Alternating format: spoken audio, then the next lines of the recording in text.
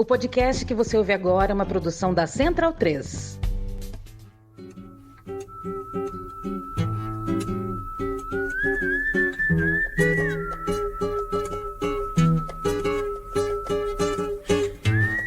Salve, salve! Muito bem-vinda, muito bem-vindo a mais uma edição do Central Cine Brasil, programa de número 217, neste 4 de abril de 2024, onde eu, Paulo Júnior, tenho a companhia de Bruno Graziano e Davi Correia para uma conversa com Ângelo Defante, diretor do documentário Veríssimo, um retrato de Luiz Fernando Veríssimo, enquanto o próprio escritor também observa o mundo ao seu redor, prestes a completar a época das filmagens 80 anos. Veríssimo passa no festival É Tudo Verdade, onde faz parte da competição de longas, nos dias 9 e 10 de abril, no Rio de Janeiro, 10 e 11 de abril, em São Paulo. Depois, já tem data marcada para a estreia no circuito, chega aos cinemas no dia 2 de maio. Antes de começar a conversa com o Ângelo, eu separei um áudio para a gente entrar no clima da literatura de Veríssimo. Antônia Bujanra lendo Provocações, texto do grande Luiz Fernando Veríssimo, cujo título dava nome também ao icônico programa do Abujanra. Vamos ouvir e já emendar a conversa com Ângelo Defante, diretor do documentário Veríssimo.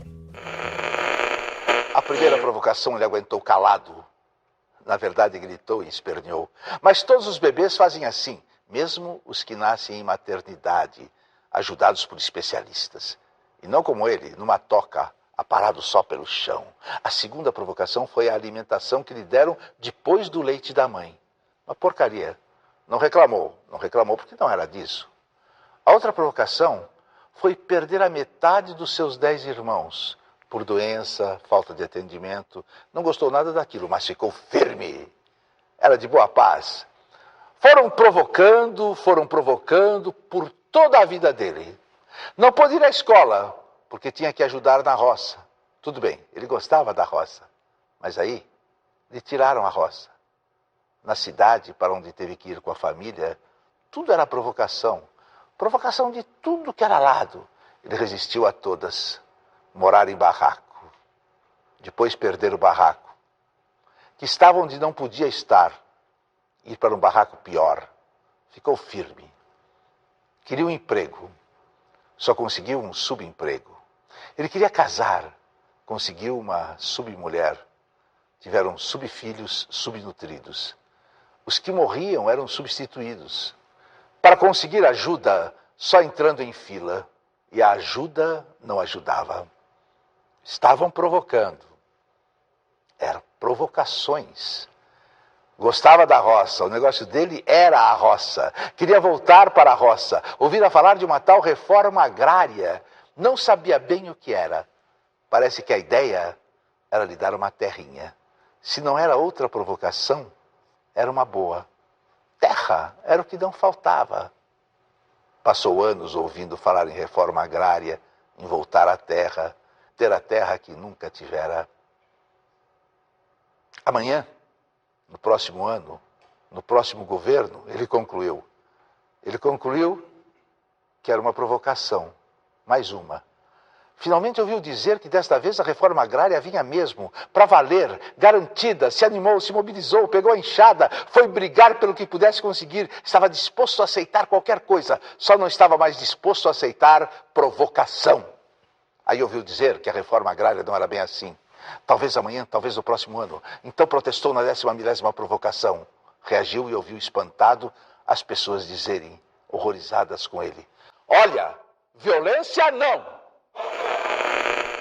Ângelo, já agradeço a sua presença aqui no Central Cine Brasil e quero começar te perguntando sobre acesso. Seu filme chama muita atenção pela liberdade que o Veríssimo te deu e deu para o seu filme ali dentro da casa dele, e numa coisa muito interessante do personagem, acho que é a coisa mais fascinante do Veríssimo, ele não é uma pessoa difícil de você entrar em contato, por exemplo, ao mesmo tempo que ele não é exatamente uma pessoa de longas conversas, de longos papos, ele é uma pessoa muito mais na dele. A nossa relação não surgiu para o filme, né? Ela já vinha de alguns anos antes. E, na verdade, também não é apenas acesso ao Luiz Fernando em si, né? É também a família como um todo. O filme nasceu na relação que a gente começou a estabelecer a partir do Clube dos Anjos, quando eu abordei o Veríssimo sobre a possibilidade de um longa-metragem a partir do livro dele. Enfim, a vida calhou de me levar a Porto Alegre algumas vezes, e em todas essas vezes eu tentava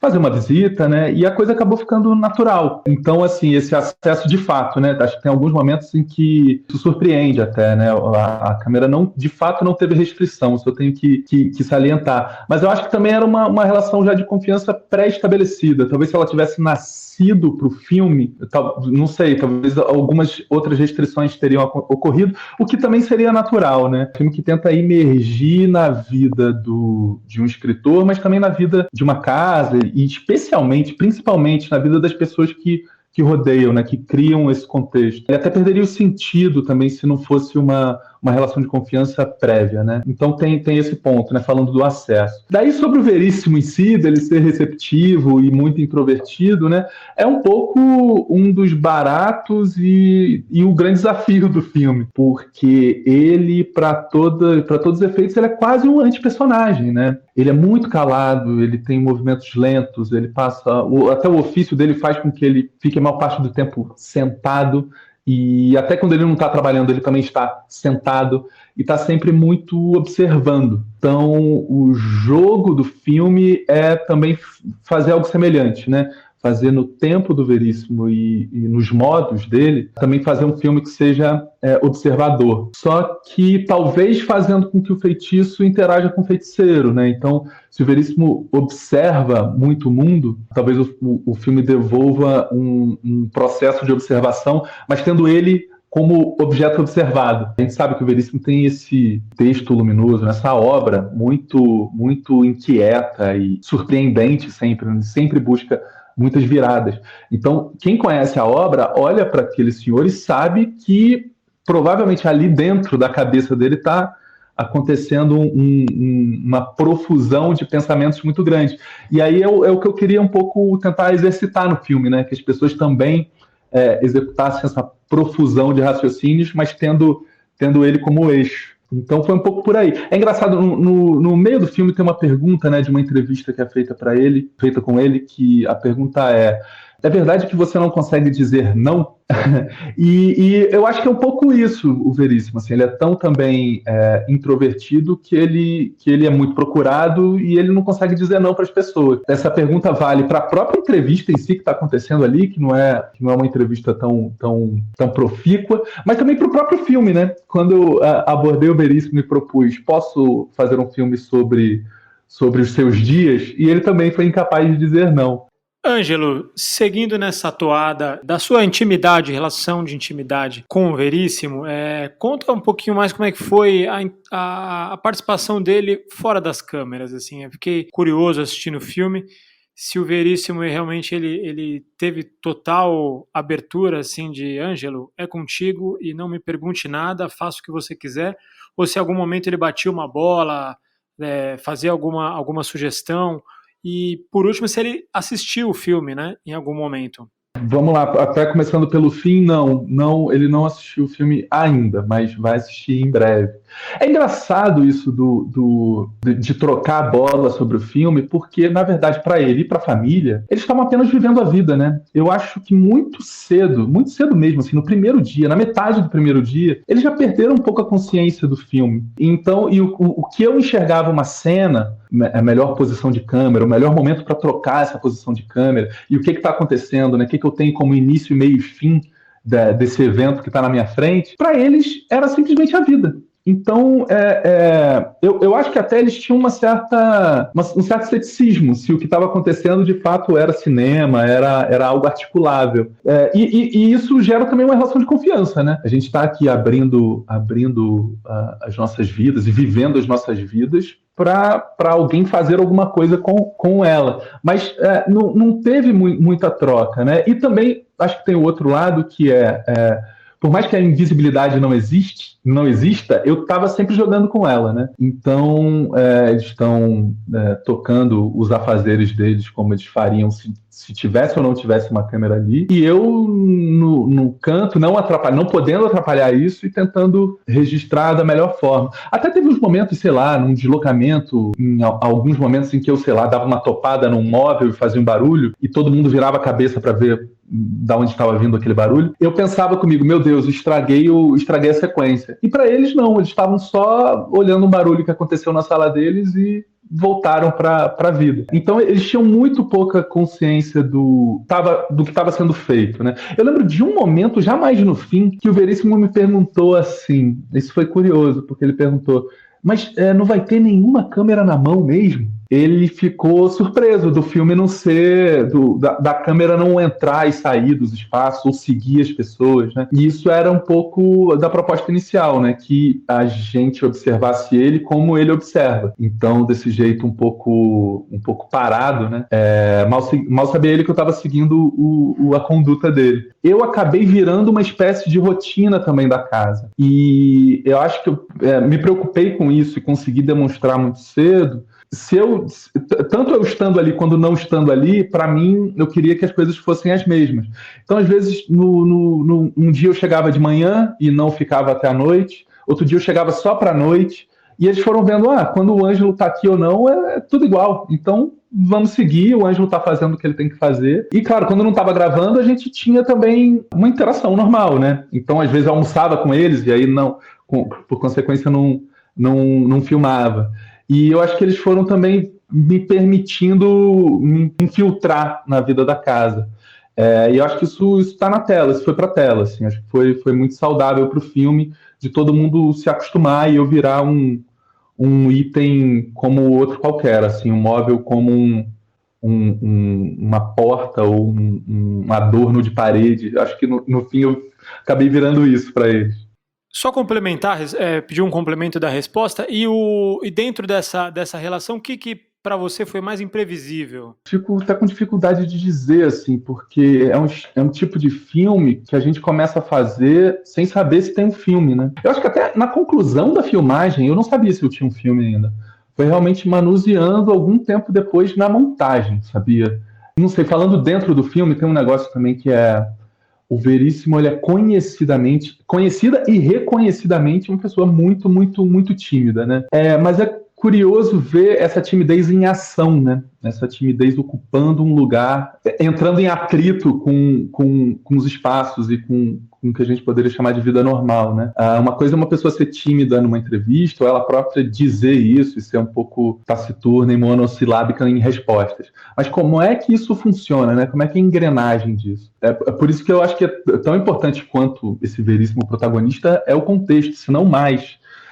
Foi o que me motivou a fazer o filme. Eu não lembro exatamente quando surgiu a fagulha de vou fazer um filme sobre Luiz Fernando Veríssimo, mas eu tenho muita certeza de que foi olhando a dinâmica dessa família, assim, que todos são muito extrovertidos e que um dos integrantes é absurdamente introvertido e essa família funciona ainda assim, ou funciona no aspecto de afetos. Os afetos estão todos demonstrados de formas não ditas, não verbalizadas. Se respeitando, né? Acho que é um filme sobre também presença, né? O quanto estar na presença do outro é também uma demonstração de consideração, de afeto, de amor mesmo. Até, por exemplo, assim, a minha proposta com a família, isso talvez seja interessante, era filmar os últimos 15 dias de 79 anos de um homem e os primeiros 15 dias de 80. Então foi exatamente 30 dias de filmagem, em que o filme acabou se tornando os primeiros 15 dias dessa filmagem, né? Ou seja, os últimos 15 dias de alguém com 79 anos. Prova um pouco do quanto eu não previa que o filme adotaria essa forma final, né? Em que o ápice, o clímax, acaba sendo uma festa. Eu achava que talvez essa festa fosse o meio do filme, e que depois a gente continuasse a viver com esse homem como ele está interagindo com os 80 anos dele. No momento do filme, assim, fala assim, o Veríssimo não sabe dizer não. E aí eu queria perguntar pra você, ele disse não pra você em alguma coisa? E teve coisa também que você aproveitou esse não saber dizer não dele, assim, pra você pegar algum momento, ou enfim, não sei, teve alguma coisa que ele, em algum momento ali, porque você falou, fiquei invisível, mas teve algum momento que a sua visibilidade acabou sobressaindo, e você precisou se retirar, enfim. Senão ele é muito simbólico mesmo. Eu acho, Davi, isso não aconteceu, respondendo objetivamente, assim, não aconteceu restrição. Mas acho que também um pouco tentando entender, né, que as pessoas estão vivendo as vidas delas, e eu não fui intrusivo, não fui sempre intrusivo, né? Então, eu não estava filmando 100% do tempo que aconteceu durante esses 30 dias de filmagem. Eu tentava dosar. Teve dia, sim, que eu cheguei super de manhã e saí super tarde, mas eu tentava mais ou menos dosar, ou no dia seguinte, que teria um passeio, uma saída específica e já tinha combinado que acompanharia, e aí só acompanhava essa saída, por exemplo. Ou até o contrário, ficar na casa e depois, vocês vão sair, então não vou. Sabe, tem um pouco uma leitura, assim, que é tão igual quanto como é que eu posiciono a câmera aqui, sabe? O raciocínio que se faz é semelhante. Você está fazendo uma dança com aquelas pessoas. E, mais uma vez, essas pessoas, para elas não estão vivendo nada extraordinário. Elas estão vivendo o que há de mais comezinho no cotidiano. E tem um sujeito registrando, achando isso o máximo. E é um filme que tenta um pouco fazer isso, né? Fazer essa oscilação entre momentos muito íntimos, momentos muito pequenos e aparições públicas, né? Nessa oscilação, a aparição pública, ela, por vezes, até se empalidece, né? Diante de momentos íntimos e da casa, momentos ternos, né? Mas é um pouco isso.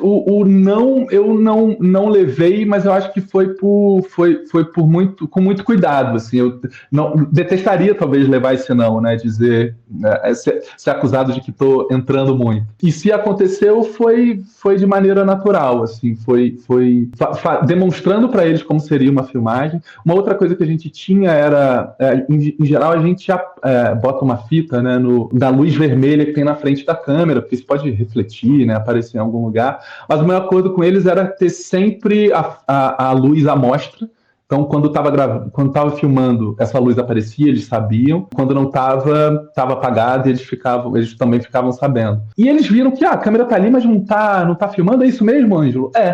E, de repente, eles um pouco relaxaram. Até o primeiro dia de filmagem que aparece no filme é, de fato, o primeiro dia que a gente filmou lá. E é engraçado porque a Lucinda, né, a neta dele, ela fica um pouco fascinada com a câmera no início. E eu acho que já dá umas 2 horas, ela já se entedia. Já não tem mais nada demais acontecendo, ela já não está ligando mais para a câmera, apesar da câmera estar ali super perto. E vem o Veríssimo. Logo naquela primeira manhã, eu acho que ele pensou, meu Deus, tem uma câmera me seguindo, tem gente olhando para mim, isso vai durar 30 dias. E ele decide escutar aquele Hamilton no último volume, né? Eu acho que um pouco para dar emoção para a câmera. Falar, olha só, eu faço coisas emocionantes.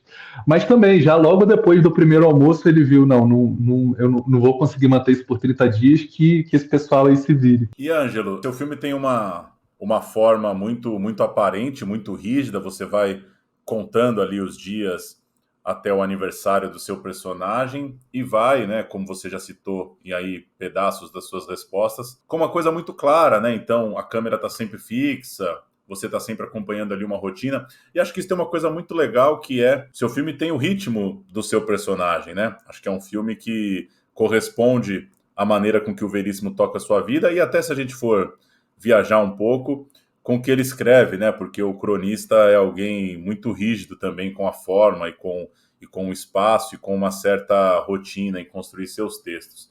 Por outro lado, você é alguém que mergulhou já na obra do Veríssimo, já fez outros 3 filmes baseados em textos dele. Eu queria saber se em algum momento você pensou em ter outros elementos no filme, em algum momento pensou que o filme poderia ficar nesse ritmo do personagem de um jeito exagerado, porque, como você já admitiu, a gente não está falando de um personagem engraçado, carismático, nada disso. E eu fico curioso para saber isso, se em algum momento você pensou, tá legal aqui na casa do Veríssimo, mas eu vou precisar ter outros elementos para construir isso. O tempo inteiro, Paulo. Porque é uma opção muito formalista, né? Muito rígida, muito estanque.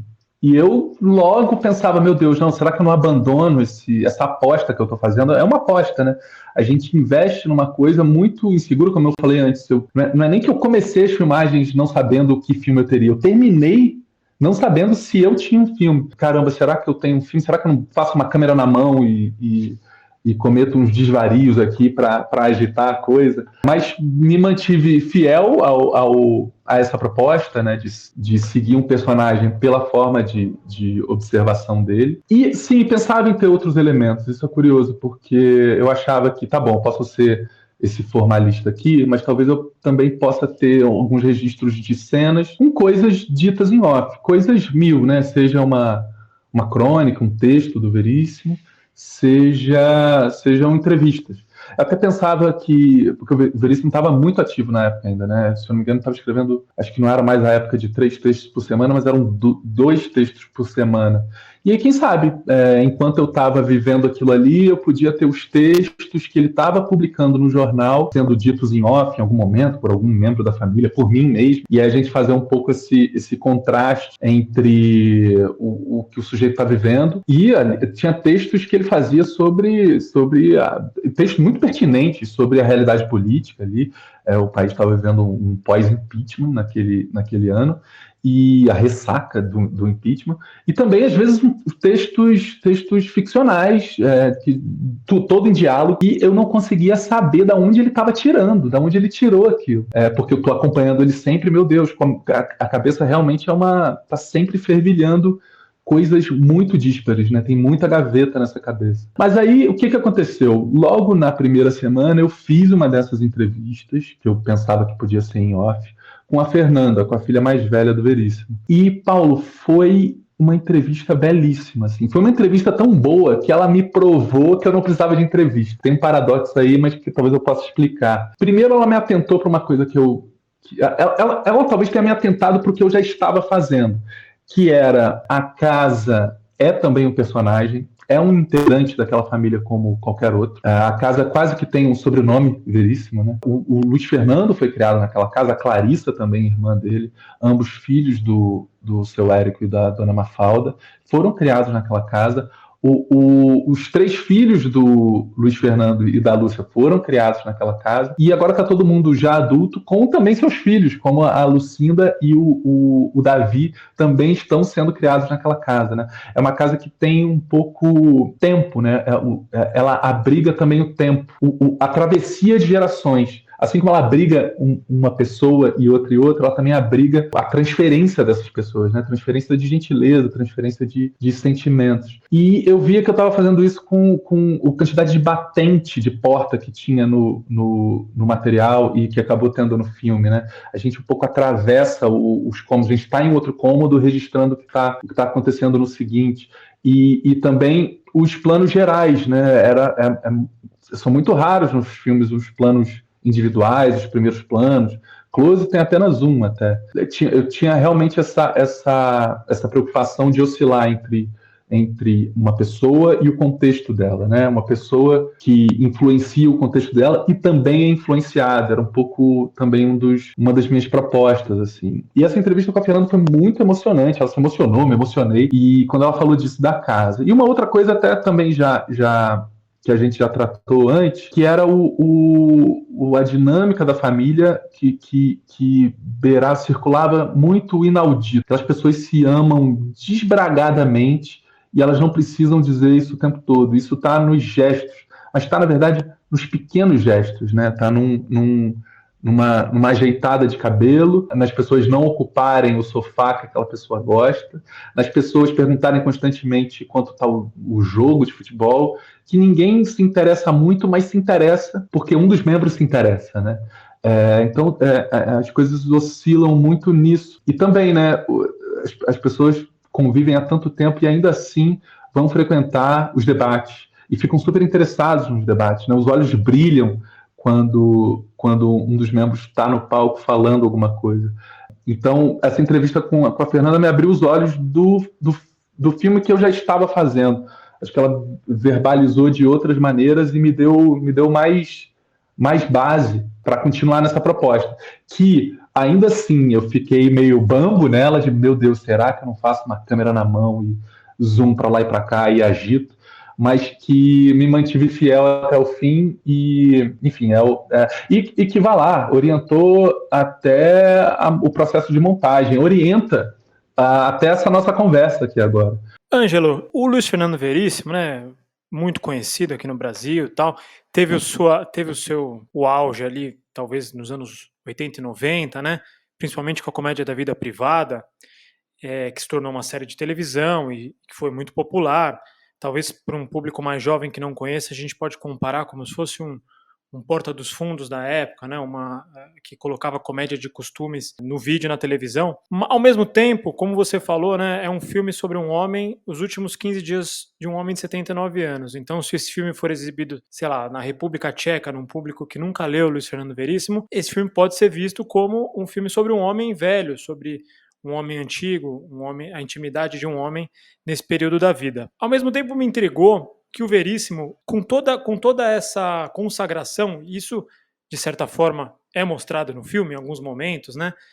Percebe-se que ele é uma grande figura, um homem muito adulado e muito respeitado.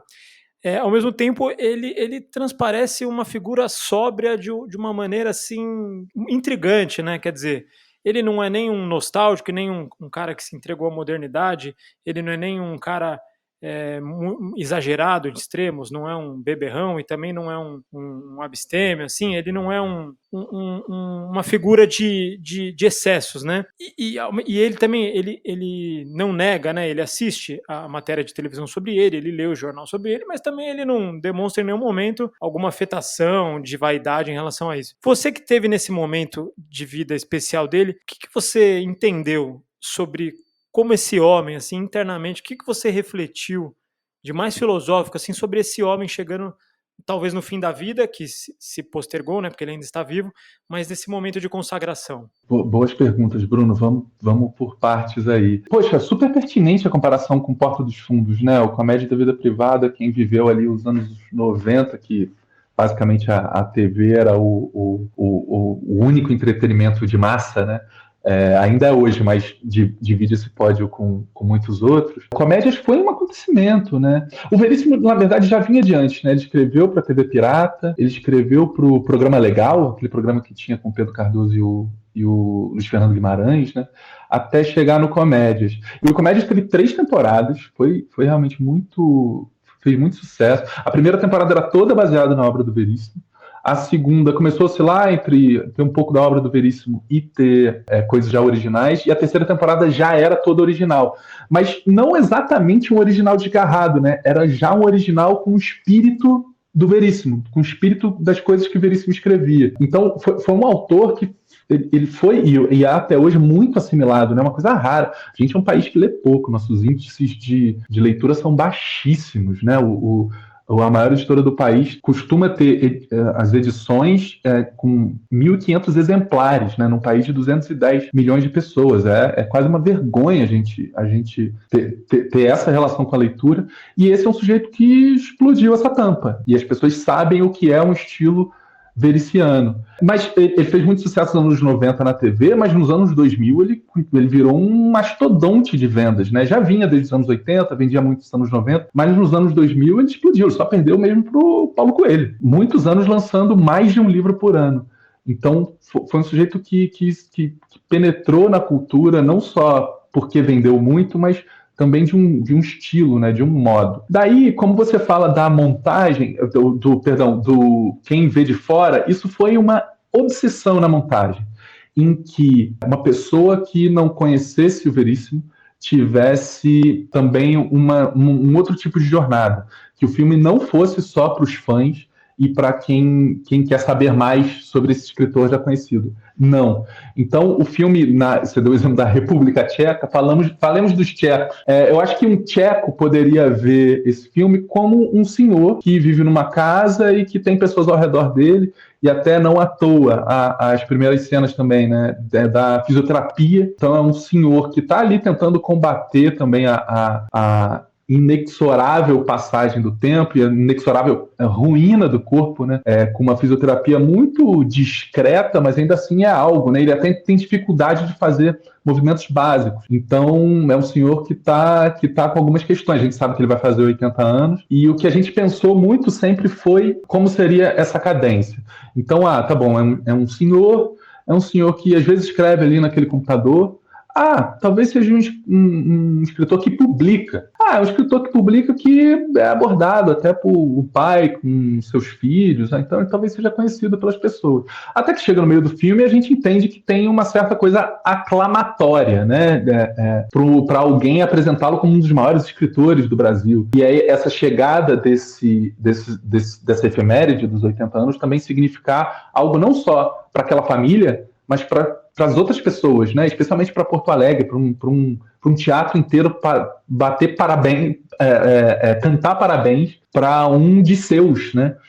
Então, a gente teve muita preocupação com isso, que o filme fosse também uma espécie que o filme em si, isolado, tivesse também uma certa posteridade. Da gente pensar que se ele for assistido daqui 20, 30 anos, essa pessoa não precisa ler Veríssimo. E pudesse até ter o efeito contrário, em que assistindo esse filme, então vou ver o que esse senhor escreve e como ele escreve. Mas tem uma coisa, você também falou da timidez do Veríssimo, né, dos modos, né, da falta de excesso do Veríssimo. Ele talvez tenha um excesso que seja ser muito, muito reservado, né? Ele é muito introspectivo demais. Isso tem o desafio de... Ele é como um anti-personagem e talvez esteja em todas as cartilhas de que eu estava me propondo a fazer um anti-filme, né? Mas aí eu acho que as coisas funcionam por decalque um pouco também, né? O sujeito é tão tímido que é chamativo, que é impressionante o quanto ele não se comove com algumas coisas. E mostrando o processo de montagem para alguns amigos, para algumas pessoas próximas, parceiros, é engraçado como tive reações diferentes. Eu cheguei a ter algumas pessoas que disseram: cara, mas eu fiquei muito incomodado pelo Veríssimo. Ele só queria ficar quieto e as pessoas não paravam de cutucá-lo e de querer coisa dele. E ele também não tem essa incapacidade de dizer não. Então ele está sempre interagindo com coisas que talvez ele não quisesse. E eu também tive algumas reações de pessoas dizendo: cara, mas eu fiquei um pouco com raiva do Veríssimo. Porque tá todo mundo ao redor dele demonstrando sentimento e admiração e ele não reage. Ele simplesmente fica quieto, ele não consegue falar de volta. Então, talvez, também eu acho... isso eu acho que tem projeção das próprias pessoas, né? Aquilo que a gente falou no início de ser um filme em que propõe raciocínios, talvez a efervescência de raciocínios semelhante às do Veríssimo, tendo ele como observador, cada um entra com seu raciocínio, né? E eu acho que isso se dá por um tipo de excesso do Veríssimo, que é esse excesso de timidez, que acaba sendo também um excesso do filme, né? Eu tenho dito constantemente que... Eu li uma vez Humberto Eco descrevendo o amigo dele assim, e eu pensei, meu Deus, isso é exatamente o Veríssimo, que é uma pessoa de silêncios exuberantes. O silêncio do Veríssimo me parece muito exuberante. Hoje, talvez porque ele é um escritor e que a gente sabe que a obra dele contrasta com essa timidez, mas talvez daqui 20 anos, né, seja um filme que insiste em botar uma timidez na vitrine. Então acho que vai um pouco isso, assim, como é que a gente lidou com os modos da pessoa Luiz Fernando. Engraçado isso, né? Porque quando você, em cima dessa pergunta mesmo, e desse seu comentário, porque é interessante que eu lembro, eu senti alguns incômodos, né? Em algum momento, eu peguei a parte do que se incomodou com os outros, assim, a gente fala, nossa, caramba, ele quer ficar quietinho lá, e a pessoa cutuca e fala, vamos lá, vamos conversar. Mas o que mais me chamou a atenção no filme, e aí eu fiquei com uma dúvida muito, muito, muito pessoal mesmo, assim, eu vejo o filme, você comentou, né, que quando você começou a fazer o filme, você não entendia se você tinha um filme ou não. E eu acho muito louco isso, porque eu vejo o filme como um filme de tempo, ou de tempos, né? Ele tem o tempo, os 15 dias, 16 dias, né? Que é 80 mais 1 ali, né? Dele jogando a paciência. Esse é um outro tempo também, que é o tempo de alguém que faz tudo isso e se permite jogar paciência ali. Tem um tempo dele, tem um tempo da idade, tem esse tempo da velhice, tem o tempo das pessoas. É um filme cheio de tempos. E eu entendo até a timidez como um tempo também, assim, que é o tempo de processar ali a necessidade ou não de falar com alguém, que cada um vai ter o seu, vai preferir falar ou não falar. E aí, em cima disso, uma pergunta mesmo, assim, que me chamou a atenção nesse processo vendo o filme. Em algum momento você teve vontade de chegar nele ali e fazer uma pergunta, ou na situação, falar, poxa, mas e aí, como é que você tá se sentindo com relação a isso, assim, provocar ele pra câmera ali, assim, eu sei que você comentou que não tinha essa coisa de, mas eu pergunto com relação a isso mesmo, assim, com relação a esse incômodo, você chegou a pensar nisso, você chegou a conversar com ele sobre isso, porque aí me lembra uma outra coisa também, né, você falou que se impressionou vendo ele produzindo também, né, você chegou também a ter curiosidade de perguntar, pô, cara, como é que funciona a sua cabeça aí, me fala um pouco, assim. Vamos lá, vamos por partes também. Eu acho que sim, é um filme sobre o tempo, né? Seja o tempo do corpo, seja o tempo interno, seja o tempo através das gerações. Mas, justamente, são tantos tempos que talvez seja um entrelaçamento entre eles, né? Eu não sei se tem alguma cena do filme que diga sobre um único tempo puro. Então, me parece que é um filme sobre a passagem do tempo. É uma diferença tênue, mas que, não sei, me orientou de maneira retumbante, assim, porque é a passagem do tempo também pelas coisas e pelas pessoas, né, e pelos lugares. Tem também aquele momento da menina que entrega para ele super emocionada um texto, né, e ela diz que ela estava procurando ele há muito tempo, que chegou a procurar antes, mandar um outro texto. E eu fico pensando, poxa, há quanto tempo também esta menina lê o Veríssimo e ele acaba se tornando tão vital para a vida dela, né? Tem também os tempos externos. Isso que você apontou da paciência, na verdade, eu acho que até o Veríssimo, em alguns momentos, ele ficava constrangido de eu estar filmando e ele fazia alguns comentários. Eu filmei muito do Veríssimo jogando paciência, mas muito. E ele fazia uns comentários externos, assim, para mim, para a câmera, dizendo, eu tô pensando, é bom para pensar. Ele falava sempre isso, porque não é para parecer que ele é um vagabundo, que ele desce lá para ficar jogando paciência. É evidente que não, mas ele chega até nesse ponto de ter que comentar isso, apesar de ser um trabalho silencioso mesmo. E aí, talvez uma pergunta que esteja na sua cabeça agora é, por que você não botou nenhum desses momentos, né? Primeiro, para deixar a paciência que acontece no momento do filme, quem não viu ainda, não vou adiantar nenhum spoiler, que acontece no momento do filme, ela ter aquela importância dela, mas isso acontece em um outro momento, que é no próprio dia do aniversário, que o Veríssimo está ali desenhando, não sei se vocês lembram, e ele exemplifica isso aqui que eu acabei de descrever, que é, tô rascunhando para vir a ideia. E ali eu respondo de volta, né? O único momento em que tem a minha voz no filme, né? Que eu falo, mas eu achei que a ideia já estava pronta. E o rascunho ajuda a ideia? E ele, sim. E logo acho que veio a ideia, ele dispensa o papel que ele estava rascunhando e começa a desenhar um pouco mais. Então, aquilo ali é quase que um making-of que acabou entrando no filme, né? Eu, por vezes, não precisava provocá-lo. E, evidente, conversas extra-filmagem aconteceram muitas, assim, não perguntei exatamente como estava funcionando a cabeça dele, porque também, né, acho que era a exposição, né? Eu estava fazendo um filme que expunha isso. Mas era um pouco... Eu ficava realmente abismado quando eu li os textos que estavam sendo publicados na época da filmagem, e eu realmente pensava, meu Deus, mas da onde ele tirou isso? Porque eu estou olhando para ele e não consigo entender como funciona essa antena dele. E tem uma antena ali, tem uma antena muito perspicaz. Evidente, né? Tá com 79, 80 anos, já fez muito isso, faz muito isso, tem uma coisa de experiência, já está calejada nisso, né? Mas ver em ação é muito, muito curioso. Outra coisa curiosa também é que a própria família já não tinha curiosidade com os textos antes. Eles já viam também os textos publicados. E falavam, você viu que o Luiz Fernando falou tal coisa hoje, no Zero Hora? Era também meio curioso isso. Mas vá lá, é um cara que está constantemente instigado, né? Ele não demonstra o mundo externo e o mundo interno, para ele são duas coisas completamente diferentes. Ele não precisa demonstrar. Ele muito feliz, ele talvez preocupado, tem a mesma feição. E acho que o filme fica um pouco martelando essa mesma feição, né? Que não é algo que a gente vê tanto. E vai lá, acho que também tem uma outra fricção, né? Que é alguém desse modo que é tão admirado, né? Que é tão seguido. Eu acho que faz parte um pouco da persona pública dele, né? Assim como todo escritor tem uma persona ao redor, não é só o texto que fala. Eu acho que no Veríssimo tem um pouco isso, assim, de ser esse cara que consegue ser do modo que ele é no texto, não sendo do modo que ele é no mundo. Então acho que essa provocação que eu não coloquei no filme, mas ela está um pouco dada, assim, gostaria eu de pensar. Mas a gente conversou muito, assim, uma coisa que provoca muito o Veríssimo e que está no filme é o internacional, né?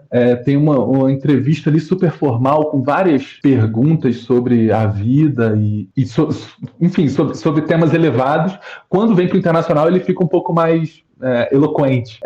E ele vai assistir o jogo, ele está sempre sabendo do jogo, ele tá, o fisioterapeuta dele comentando da Libertadores, né? Ele tá sempre, quando eu desligava a câmera, ele falava do Internacional. Cada um com seu pretexto, né, para funcionar como contato. Maravilha, Ângelo. Valeu demais pelo papo. O Veríssimo passando pelo É Tudo Verdade, depois já tem estreia marcada também para o circuito para o comecinho do mês que vem, do mês de maio. Esperamos que o filme seja bastante visto. Boa jornada aí nas apresentações, nas estreias, nas conversas sobre Veríssimo. Poxa, obrigado vocês pelo papo, sempre bom, né? Conversar, sempre bom ter boas conversas sobre o filme. Ainda até me ajuda também a entender, né? Tem coisas que a gente vai processando conforme os outros nos provocam. Vocês me provocaram bem aqui. Obrigado a vocês.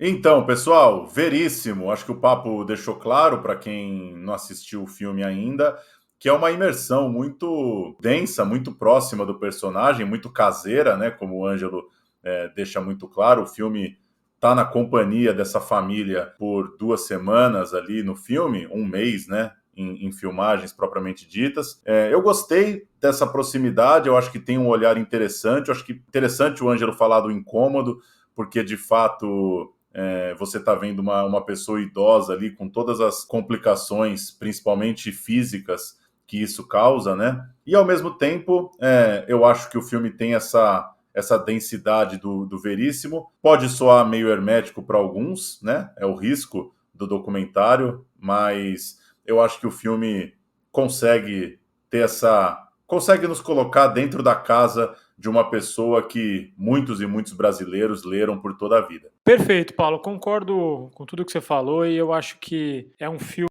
que a gente vai entender agora, né? Na estreia no festival e nesse início de lançamento, como ele vai ser recebido. É lógico que não se espera que ele seja um estouro tremendo de bilheteria, que ele vai cair nas graças do público, né, de imediato, mas eu acho que depois desse papo aqui com o Ângelo, deu para gostar um pouquinho mais do filme, entender mais a sua proposta e valorizar essa aposta que ele fez, como ele mesmo disse, de registro de uma figura que a gente não tem como nem como questionar a sua importância, né? Acho que o filme ajuda a criar até um certo enigma maior em torno da vida do Luiz Fernando Veríssimo, e eu acho que a maior homenagem que a gente pode fazer depois do filme é voltar um pouquinho à obra dele e ler. É o que eu vou fazer aí essa semana, vou escolher algum livro dele para viajar, para mergulhar.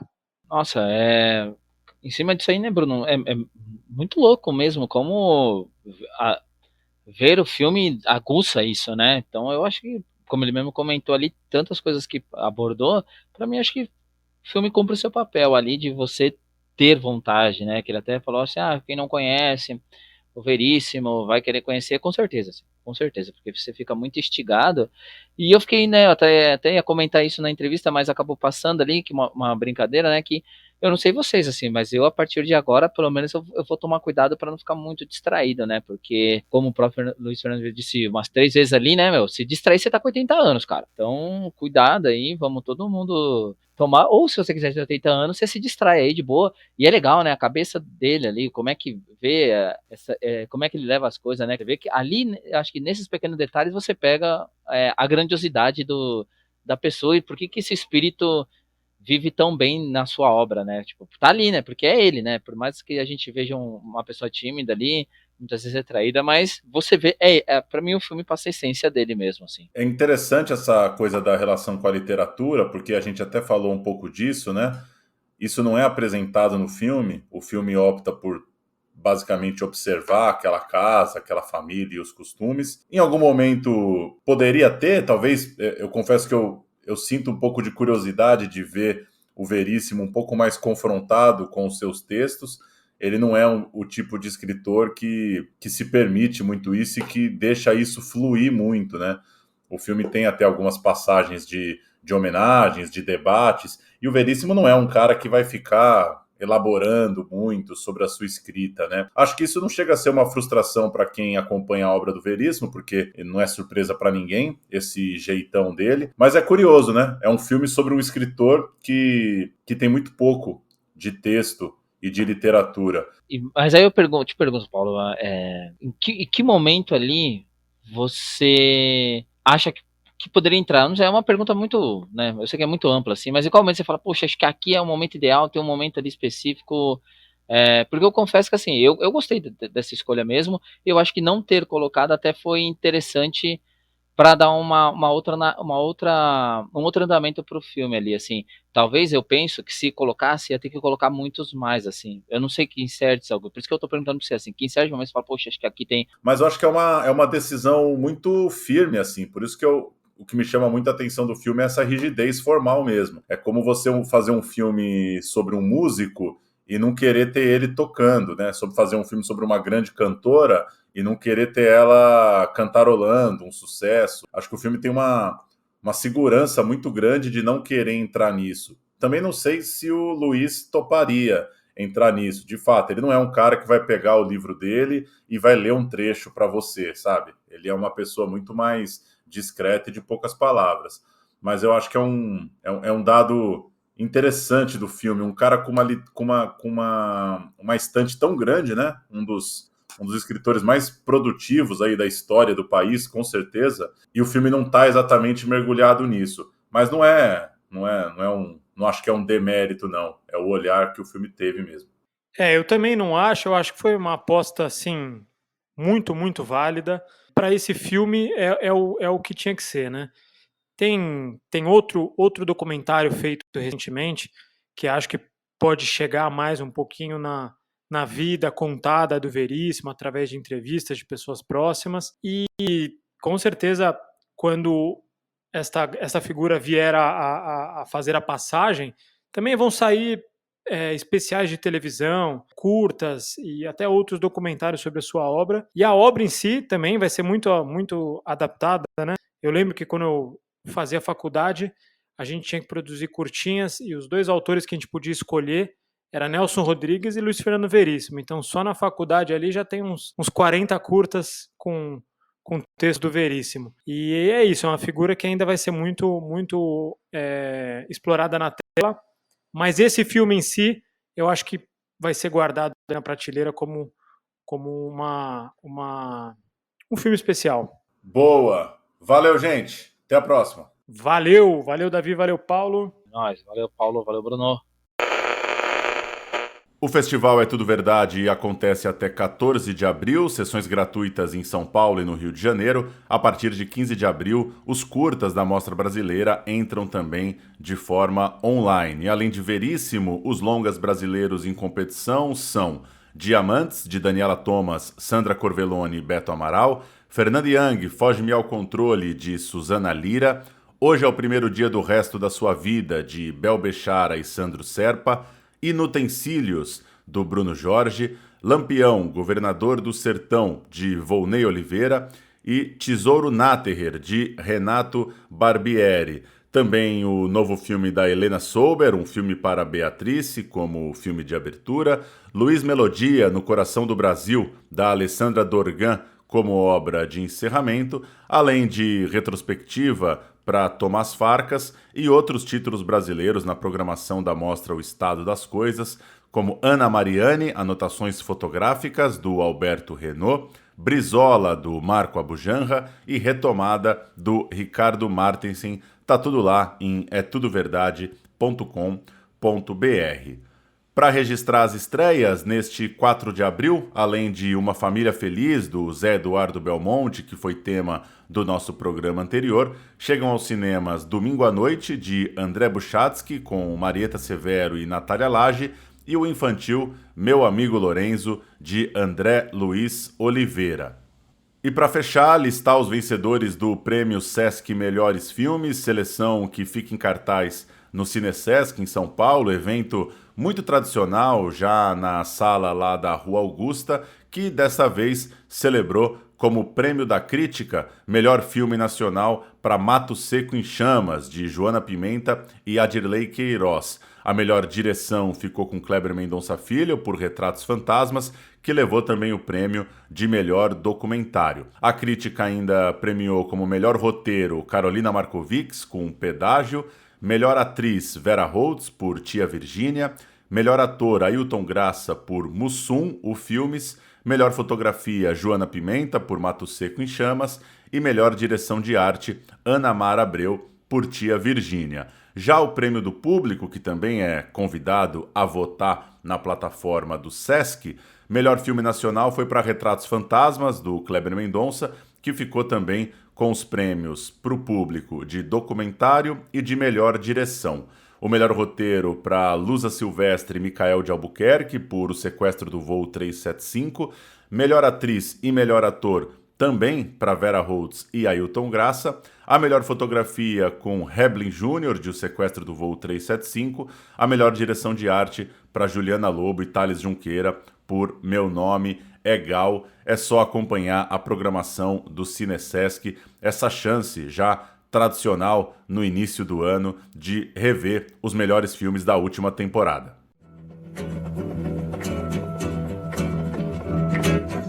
E o Central Cine Brasil fica por aqui. Acompanhe nossa página no Instagram, Central Cine Brasil, e o nosso podcast chega semanalmente, todas as quintas, no seu tocador favorito. Até semana que vem. Tchau!